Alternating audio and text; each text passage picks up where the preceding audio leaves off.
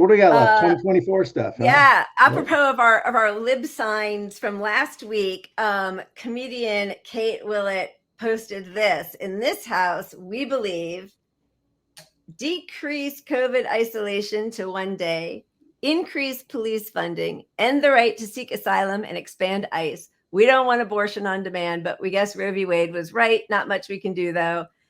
More money for bombs. Jon Stewart is bad now.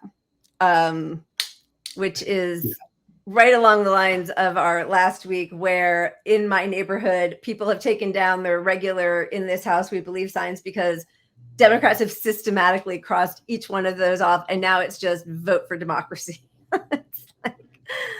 Yeah, I remember the way this came to our attention was you had commented on somebody's post about the Black Lives Matter sign, that the original of this. Right.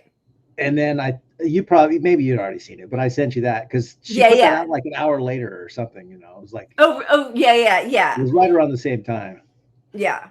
I mean, last week, it was Thomas Frank who talked about this in 2020 about how liberals have those lawn signs about, in this house, love is love, no human being is illegal, water is life, whatever. But they were never like, we believe in unions, a living wage, mass, economic freedom, whatever, like all this stuff that would sort of like solidarity for the working class. It's all these sort of like indication of why I'm a good person ideas. But listen, if we need a draconian border bill, we're going to do that and then make fun of Republicans for not signing on with us.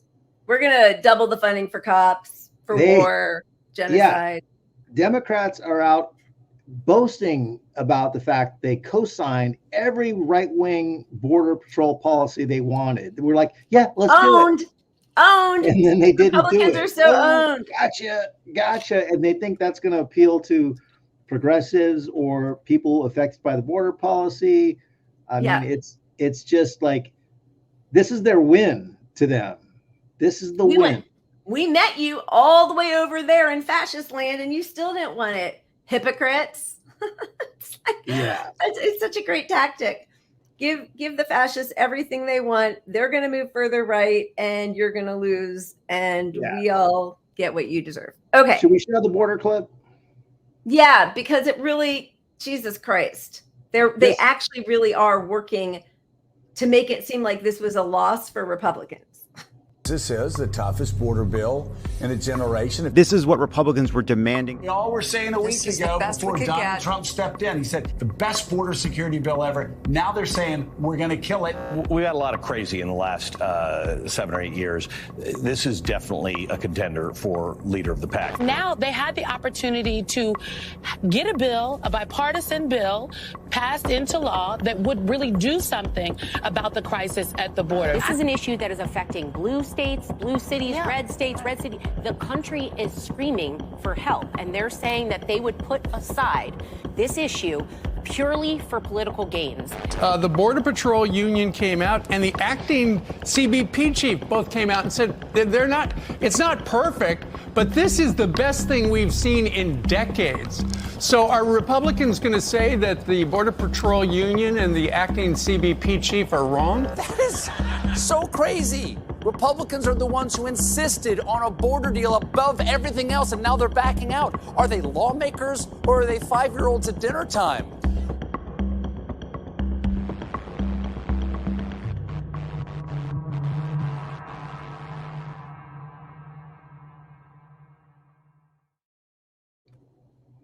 I mean, truly jaw-dropping that this is some kind of own goal for libs to throw in Republicans' faces. That was parroted on all, like that is the message that CNN, MSNBC, Colbert, all the regular platforms to push Democratic messaging, they're all doubling down on this, that, if you read through it, it means that Democrats caved on every single Republican.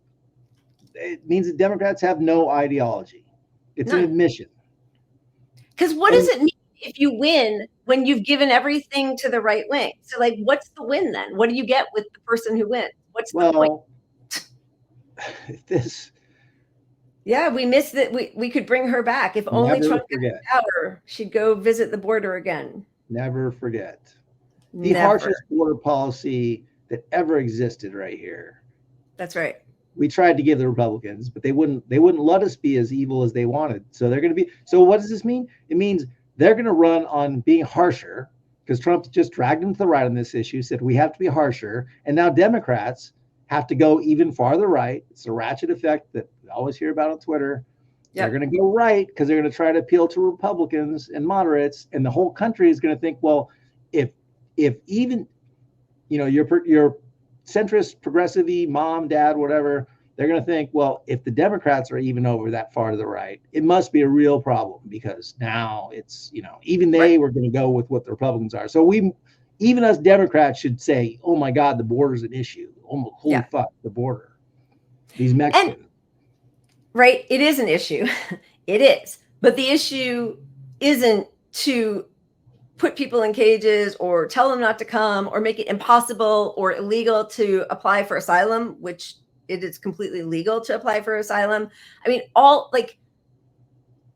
they never talk about the root problem, what we're doing to all of these South and Central American countries. And also, why could we, you know, somebody else wrote, and why could we absorb, 30,000 Ukrainian refugees in the last year? Like, that happened. Nobody's even talking about it. I don't know. Yeah. It doesn't make sense. I mean, look, most Republicans want the border. They want immigrants to keep coming here every bit as much. It's just a political issue. It really is strictly a political issue. Yeah. The labor, if you don't bring in these immigrants, you don't have the cheap labor that you and the Republicans and the Democrats running, you know, the country rely on that for their businesses to make money. Right. Which is why anytime they've tried to address it with wage, like following up on how businesses treat employees and scrutinizing their labor practices, that's always shot down. And, you know, a lot of the kids that we've seen now dying because they're working manual labor jobs, which they shouldn't be working anyway. A lot of them are migrants. I mean, the way, you know, the other thing that happens if this ever gets brought up is people will say, well, then consumers are going to have to get used to paying more for what they buy. They never say you don't need a CEO who makes $300 million or stock buybacks or shareholders who, you know, the only line is the bottom line. Like, there are ways that we could still not have to pay exorbitant prices for quality, you know, goods that are manufactured by people who are being treated with respect. That can exist, but it can't exist with monster CEOs who have this pathological, insatiable greed. I mean, if they ate or drank or did drugs the way they consume money or have this need for money, they would be ostracized. It's just insanity.